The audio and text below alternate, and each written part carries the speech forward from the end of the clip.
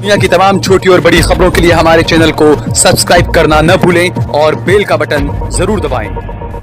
नए भारत में नए लोग क्या सोचते हैं, अभी इस समय आपको सुनाता हूं नज़म कविता के द्वारा। पहला 4 लाइन सुने।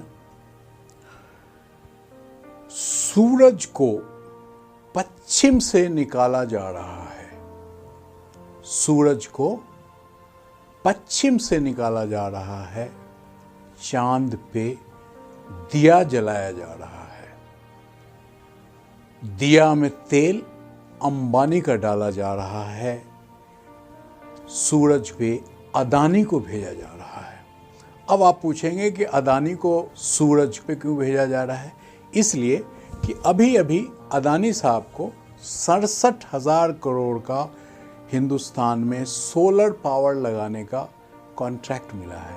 इसलिए फिर से पढ़ता हूं, सूरज को पश्चिम से निकाला जा रहा है, चांद पे दिया जलाया जा रहा है, दिया में तेल अंबानी का डाला जा रहा है और अदानी को सूरज पे भेजा जा रहा है।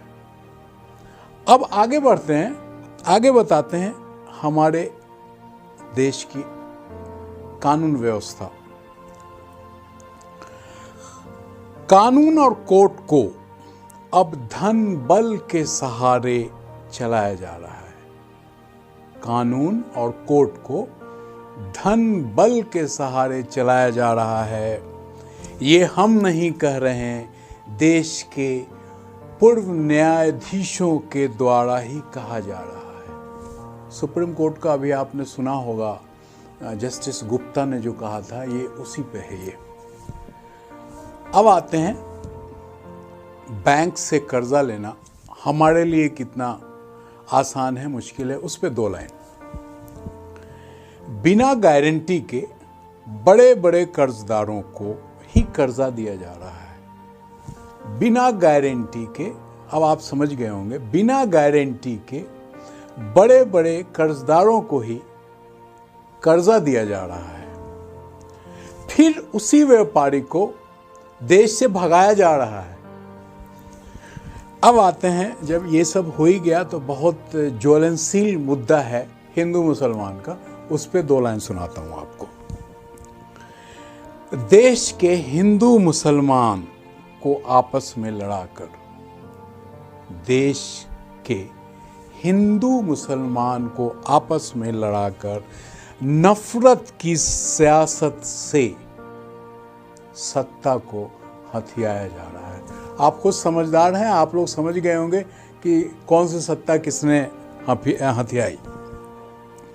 अब सबसे बड़ा मुद्दा आ गया साहब, देशभक्ति का।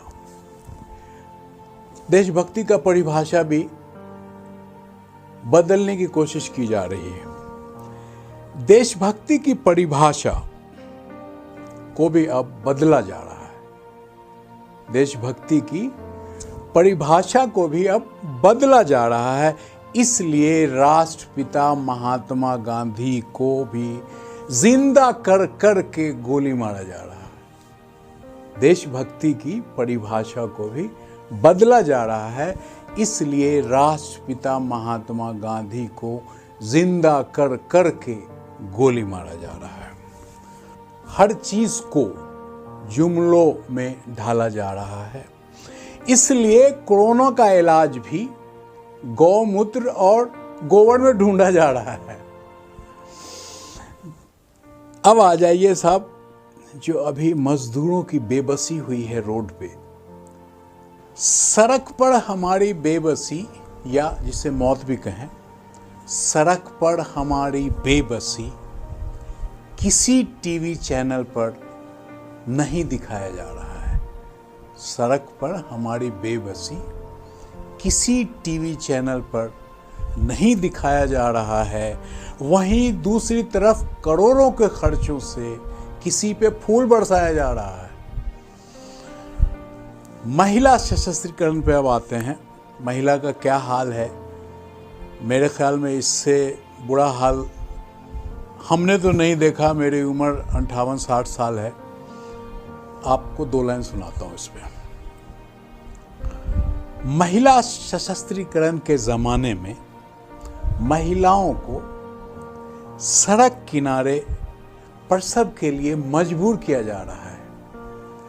महिला सशस्त्रीकरण के ज़माने में महिलाओं को सड़क किनारे प्रसव मतलब डिलीवरी के लिए मजबूर किया जा रहा है। वहीं मात्र 11 रुपए में एक बेटी को बचाया और पढ़ाया जा रहा है। 200 करोड़ का भारत सरकार का बजट है और उस 200 करोड़ में आप गूगल करेंगे तो पता चलेगा कि ज़ीरो से पैदा होने वाली बच्ची से लेके और 12 साल तक करीब 17 करोड़ हैं जिनको भारत सरकार या सरकार की मदद की ज़रूरत है। उसको अगर आप कैलकुलेट करेंगे 17 करोड़ 200 करोड़ में तो 11 रुपया वो भी हमने ज़्यादा बता दिया है। अगर एड वैड को देखें तो वो भी ख़त्म हो गया। फिर से पढ़ता हूँ। महिला सशस्त्रीकरण के ज़माने में महिलाओं को सड़क किनारे प्रसव के लिए मजबूर किया जा रहा है। वहीं दूसरी तरफ 11 रुपए में एक बेटी को पढ़ाया और बचाया जा रहा है। महिला सशक्तिकरण के बाद अब आते हैं निर्भया की कहानी, जिस पे अभी सुप्रीम कोर्ट ने फैसला दिया, 4 लोगों को फांसी की सजा हुई। उस पे 2 लाइन सुनिए। एक निर्भया की आत्मा भाग्यशाली रही कि उसके दोषियों को फांसी दी गई। एक निर्भया की आत्मा भाग्यशाली रही कि उनके दोषियों को फांसी दी गई। यहाँ तो अनेक निर्भया हैं जिसके दोषियों को किसी न किसी तरह बचाया जा रहा है। एक निर्भया की आत्मा भाग्यशाली रही कि उसके दोषियों को फांसी दी गई।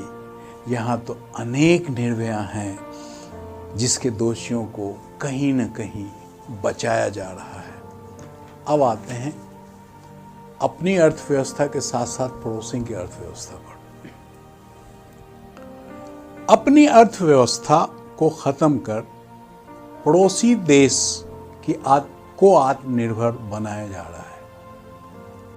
अपनी अर्थव्यवस्था को खत्म कर पड़ोसी देश को आत्मनिर्भर बनाया जा रहा है और हमसे बना आत्मनिर्भर देश, चाइना को बोल रहा हूं, और हमसे बना आत्मनिर्भर देश हमारी जमीन ही कब्जा किया जा रहा है। ये तो एक बॉर्डर की बात हो गई। अब दूसरे बॉर्डर पे आते हैं, नेपाल।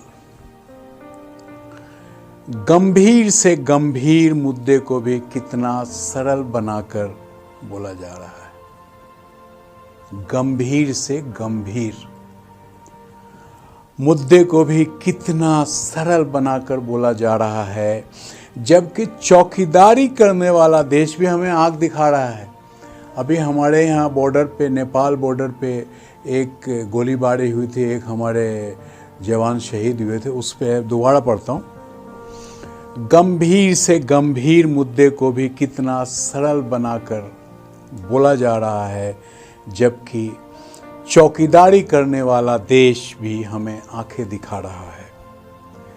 अब इन दोनों के साथ में बॉर्डर पे क्या हो रहा है, जो मीडिया कर्मी बोल रहे हैं, दिखा रहे हैं, उस पे 2 लाइन।